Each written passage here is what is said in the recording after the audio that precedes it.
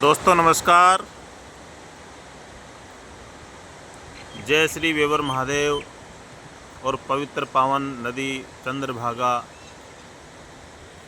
जय श्री जय सिंह श्याम की। हम हैं आज हमारी कर्मस्थली पे जाते हुए रास्ते में जो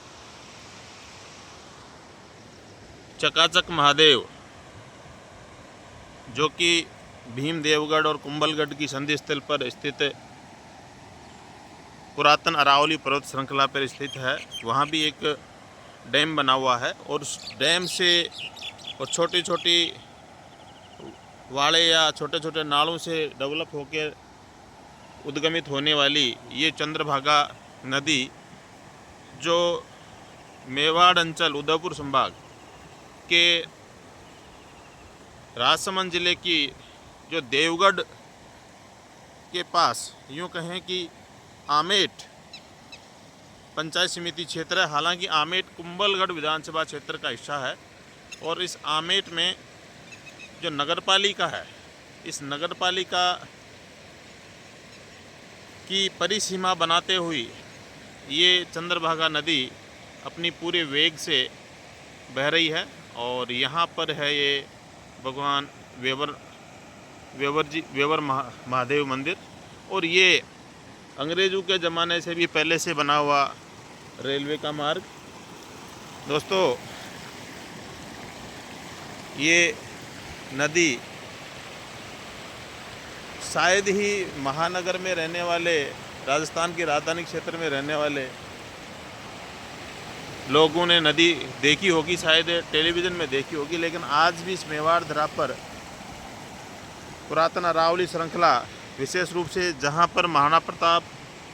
वीर शिरोमणि प्रातः स्मरणीय महाराणा प्रताप की जो स्वाभिमान रक्षा स्थली या आक्रांताओं से लड़ने का उन्होंने जो साहस दिखाया और मेवाड़ को कभी आक्रांताओं के अधीन नहीं होने दिया, जहाँ जहाँ महाराणा प्रताप और उनकी सेना का भीलू राणा और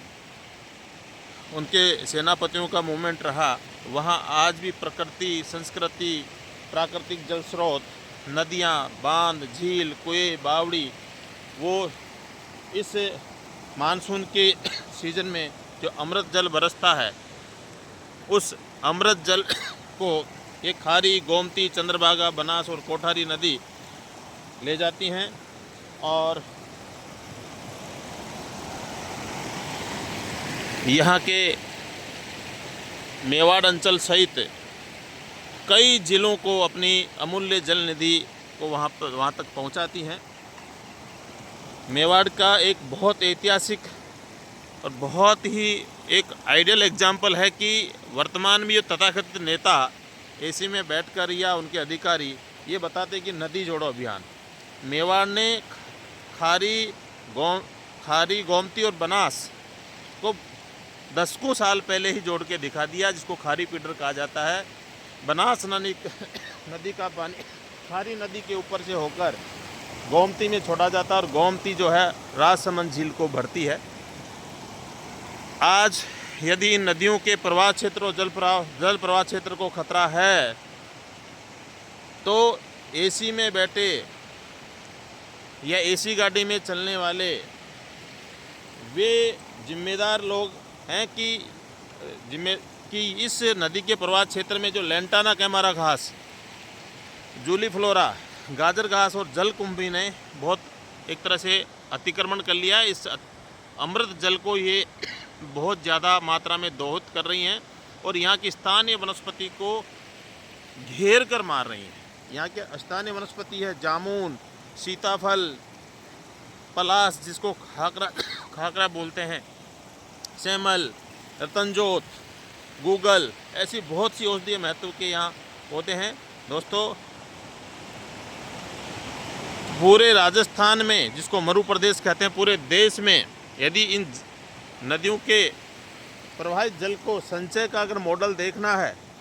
तो मेवाड़ आएँ। मेवाड़ में अरावली पर्वत श्रृंखला का विस्तार बहुत ज़्यादा है और वहाँ जो नदियों का उद्गम स्थल है, चाहे वो बनास का उद्गम स्थल वैरू का मठ हो, चाहे खारी नदी का लाखेला तालाब हो, चाहे गोमती नदी का उद्गम स्थल सेवंतरी हो, चाहे चंद्रभागा नदी का स्थल उद्गम स्थल चकाचक महादेव हो, चाहे कोठारी नदी का उद्गम स्थल दिवेर की पहाड़ियाँ हो, उन उद्गम स्थलों से लेकर जहाँ पर भी अपना अमृत जल लेके जा रही हैं, चाहे वो मातृकुंडिया बांध हो, चाहे चंबल हो, ये जो यहाँ खरपतवार है, लेंटाना कैमरा, गाजर घास, जलकुंभी और जूली फ्लोरा, इनका इस जल द्वारा ही प्रसार हो रहा है और ये यहाँ की जैव विविधता के लिए खतरा है। तो दोस्तों, विशेष रूप से प्रदेश सरकार और केंद्र सरकार में जो वन मंत्रालय जिनके पास है और राज्य सरकार में वन मंत्रालय है या वन विभाग है, यहाँ आम जन है, मनरेगा की मानव शक्ति है, उनका इस नदियों को, इन प्राकृतिक जल स्रोतों को बचाने के लिए बांध, कुएं, तालाब, बावड़ी, नदियों के प्रवाह क्षेत्र, जलभराव क्षेत्र को इस खरपतवार से बचाने के लिए जो सांप और बिच्छू की शरणस्थली है, मुहिम छेड़नी चाहिए। हर व्यक्ति को इसमें सहभागिता निभानी चाहिए। साथ ही ऐसे उपकरण दिए जाने चाहिए ताकि ये जो अन्य वनस्पति की तुलना में ये जो जूली फ्लोरा है, ये 2 से 2.5 गुना जल का दोहन करती है और तेज़ी से फैलती है। और इस टाइम इनके जो पुष्पन होता है लेंटाना कैमरा, गाजर घास में, उससे वायरल, जिसको लोग कहते हैं गोवंश में जो लंपी बीमारी नाम दिया है, वो चर्म रोग है, इसी खरपतवार के पुष्प में से निकलने वाले टॉक्सिक पदार्थों से होता है। आम इंसान जिनका शरीर संवेदनशील है उनमें भी नज़ला, बुखार, हे फीवर जैसी बीमारी इनकी वजह से हो रही हैं। तो आए हम सब इन प्राकृतिक जल स्रोतों को, यहाँ की जैव विविधता को, यहाँ के संस्कृति को, यानी नदियों से, झीलों से, बावड़ों से, तालाबों से यहाँ की संस्कृति फलीभूत होती है। इनका कहीं ना कहीं सीधा जुड़ाव हमारी संस्कृति से है। और इस टाइम सावन के मास में ये संपूर्ण पृथ्वी जो है भोलेनाथ के स्वरूप में, शिवलिंग के रूप में है और भगवान इंद्रदेव इस पृथ्वी रूपी शिवलिंग का अभिषेक कर रहे हैं। आप सभी श्रावण के पावन मास में एक एक पौधा ज़रूर लगाएं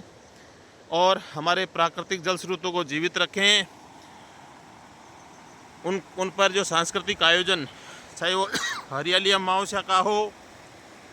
चाहे जल जूलनी एकादशी का हो, चाहे तीज जैसा त्यौहार हो, चाहे अपने जन्म से लेकर मरण तक का या तर्पण तक का काम हो, इन नदियों के प्रवाह क्षेत्र ऐसे पवित्र जल से ही हो पाता है। इसलिए